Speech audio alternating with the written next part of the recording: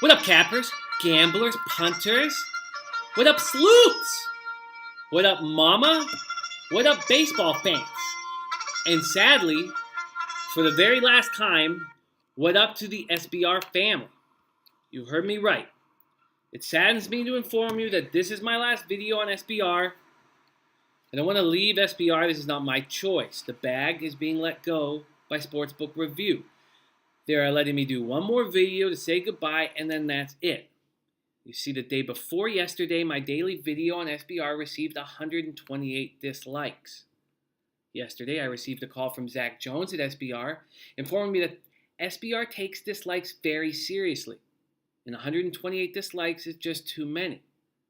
And I said, Zach, my videos get like 600 to 1,000 views a day on your channel. It's only 128 dislikes.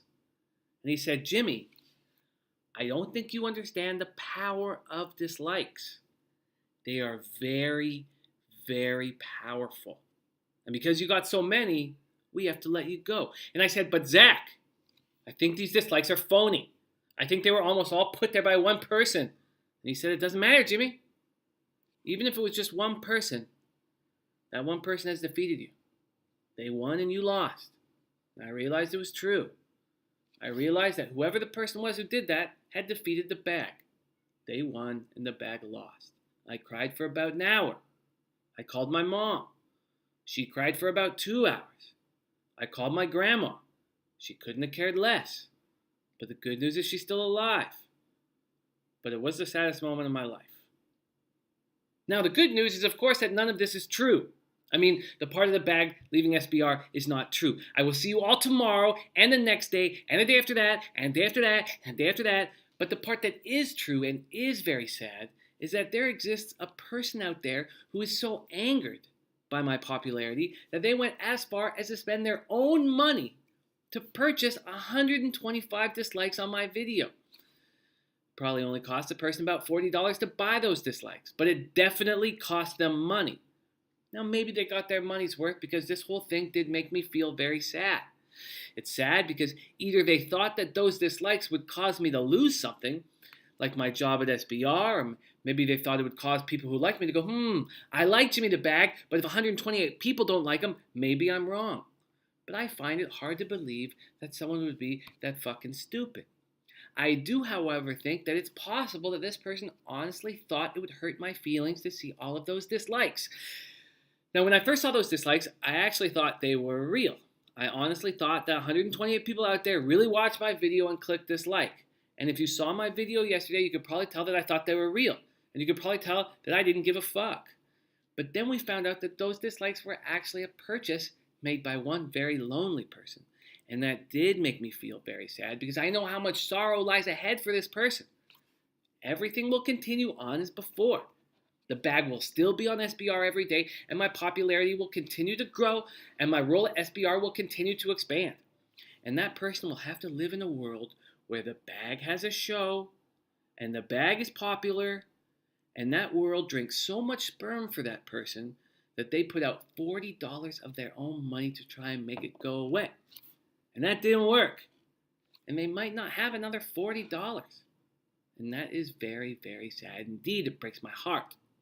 You see, most people who don't like the bag watched my first video and they were like, I don't like that dude. And they never watched me again. Those people are now living happy lives. And so is the bag. But there are a few of you out there who hate the bag so much that it's not good enough for you to just never watch me again.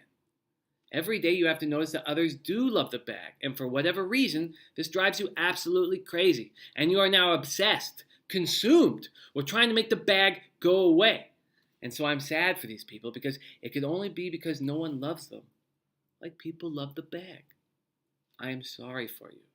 I am sad for your future because it will continue to be filled with frustration and anger as the bag keeps on keeping on.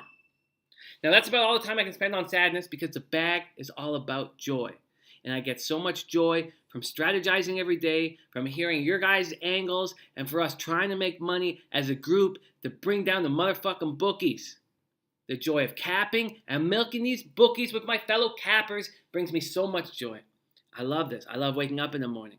I get pissed off when I fucking lose and I have trouble sleeping. But when I see the sunlight coming through my window, I know that it's another day for me to handicap baseball and to talk to you guys, people like find out who you guys like, and for us to make decisions and try and make cash. And it is fucking wonderful. And it makes me so happy. So let's get capping before I really do lose my job for taking too long to get to the motherfucking capping. And with all this being said, yesterday was my worst day of the season so far. I made 8 parlays that included 6 bets. I keyed my action to 2 different games and lost them both. All the other 4 bets hit. It should have been the bag's day.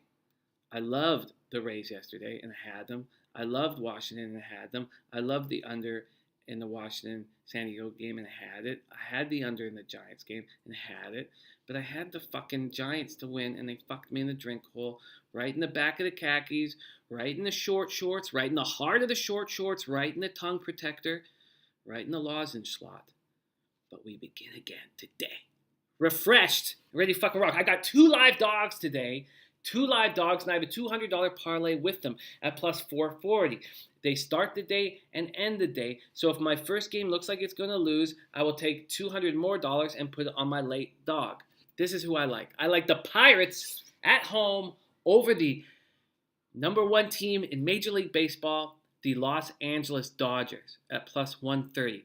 I'm going against the best team in the league, and I feel like this is a good spot to hammer at them. It's Garrett Cole versus Alex Wood. Garrett Cole is 10-8 with a 4.04 ERA and a 1.24 WHIP. He has allowed 26 home runs this year, which is more than double his previous career high. That's not a good thing. You know, I don't like reading those numbers. It doesn't fill me with confidence, but he is 7-2 with a 3.26 ERA in his past 12 starts. The Dodgers mash lefties. We've seen that all year. They destroy lefties, but they're just 16th in Major League Baseball in batting average versus righties at 256. That stat is a little deceiving because they are 5th in the league in OPS versus righties at 785. But as we saw yesterday, their lineup is just not as scary without Cody Bellinger in it. He's likely to be out a couple more days with his ankle injury. And they're going up against Alex Wood, who's 14-1 with a 2.30 ERA and a 1.01 WHIP. It is hard to find flaws in Alex Wood this year. He did allow 11 earned runs in 11 2/3 in his last 2 starts of July, but he's righted the ship and has only allowed 4 earned runs in his last 19 innings. Lefties are hitting 224 off of him. Righties are hitting 198 off of him. It's hard to find a flaw in this guy. Josh Bell is mashing the ball right now, but he's a little worse from the right side than he is on the left side, and that's where he'll be hitting tonight. My thinking is that the Dodgers bats have to hit a mini slump at some point this year.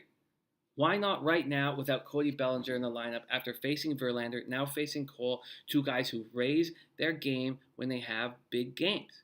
And this is a big game. The number 1 team in the league is coming to Pittsburgh. The joint is going to be fucking packed. There's not a full schedule. All eyes are going to be on this game. And I predict that Garrett Cole steps up.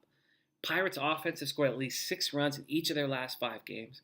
I feel like why not take a shot at the plus 135 home underdog Pittsburgh Pirates, and that is who I'll be beginning my 2-game parlay with tonight.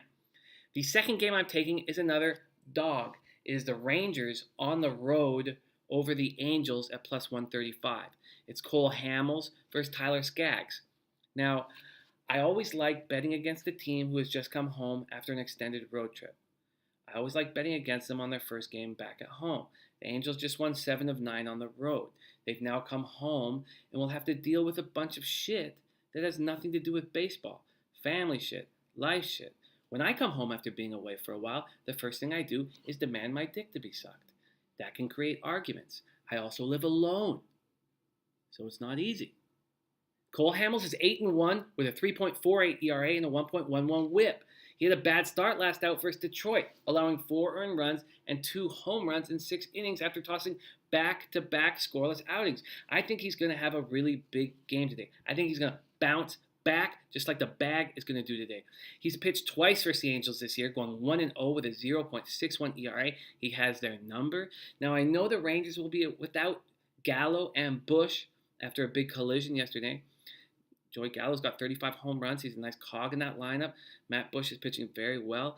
Out of the bullpen, after spending, 6 years in jail for vehicular homicide when he was intoxicated, they're both playing well and they're going to be missed. Now, here's another angle that I like in this game. So they're going up against Tyler Skaggs, 1-3 with a 3.63 ERA, 1.39 WHIP. He's pitched very well since coming off the DL. Doesn't have a win to show for it, 0-2, but he has a 2.93 ERA, and a lot of us saw him shut down the Mariners' offense in Seattle last week. Now, he was put on the bereavement list on Friday. He's now back with the team.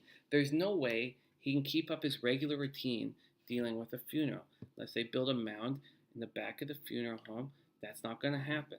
Unless he's eating the triangle sandwiches and he goes out back and he takes his suit off and he starts throwing the ball around, that's not going to happen. He's out of his regular routine. And I'm going to hammer against him because of this. And because I like Hamels to have a bounce back. I got two underdogs. So I've got a $200 parlay, Detroit, Texas at plus 440. Now, if the Dodgers are beating Pittsburgh by a decent enough score, and I think I'm going to lose that game, I'm then going to put $200 on Texas at plus 130. That will pay back $260. If I'm right, then I'll at least hit for $60 profit today. And if I'm right with the Pirates game, I'm not going to put any more action down because then the Rangers game will be an $880 score. And that will also be a game that I will not hedge. I'm not going to hedge it. I want the big score, 80-foot gap jump, big cash, man. Cash rules everything around me, and I need more of it. Losing that fucking $800 was very disappointing last night. I'm not going to be able to take Slutes out for frog legs, but I'm going to get it all back tonight because I'm bounced back. Man, that's what's up. That's what's good. Sorry this was so long, man. What do we got, 11 minutes and 47 seconds? What the fuck? I apologize for the length of this video. But, man, thank you guys for watching, those of you who made it to this point. And let me know what you're hitting today. Hit me at Jimmy the Bag on Twitter. And subscribe to the YouTube channel. Check us out at jimmythebag.com. And hit this forum up. SBR YouTube page forum. Hit it up, man. Let me know what you guys are thinking, what you guys are doing, who you guys are making money on. It's not a full schedule, so we can really focus on some of these games. I'm focusing on these two dogs, man. Good luck out there. Get that cake, man. Much love.